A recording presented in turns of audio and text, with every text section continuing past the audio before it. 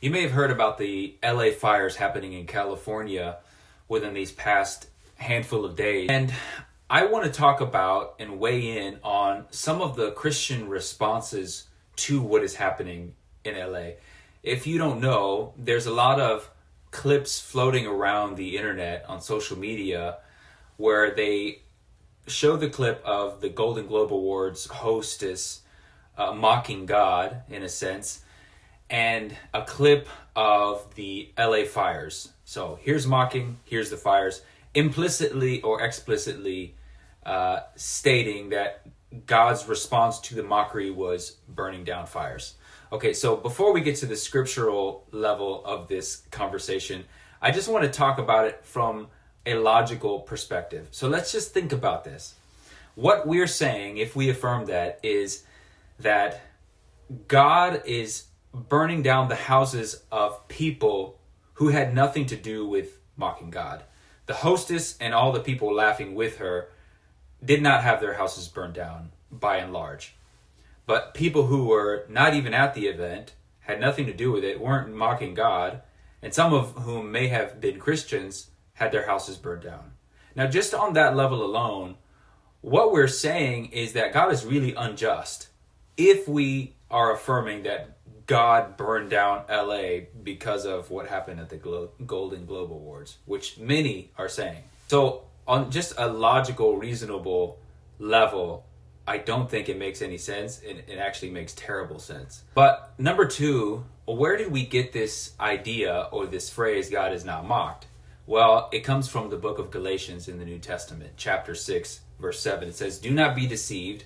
God is not mocked, for whatever a man sows, this he will also reap." And the context is really important. The context is not about people blaspheming God or mocking God per se. It is about whether or not you invest your time and your energy, your resources into fleshly things or spiritual things. Because when you do either, you will reap the consequences or rewards from that. So there's a universal law that is a feature of this world by God's design, that there are consequences to our actions. There is a cause and effect law in this universe. So when the scripture says God is not mocked, it is essentially saying that you and I are not going to escape that law that God has put in place. So he won't be mocked.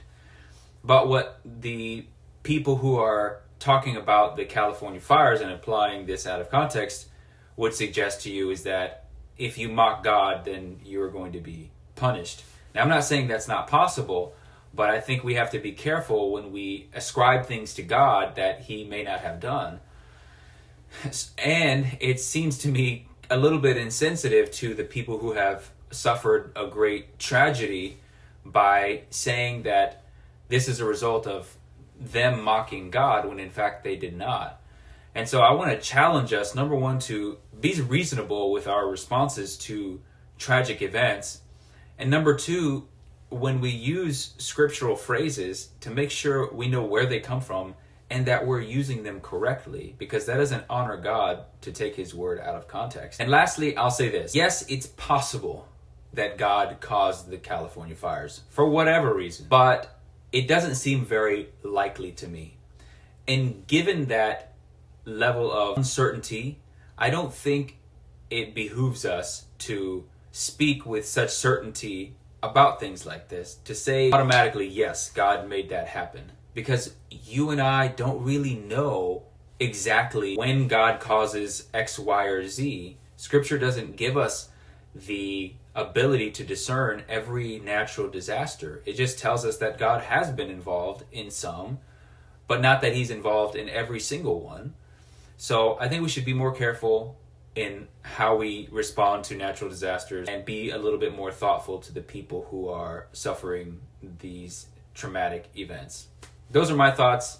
I hope it was worth your time.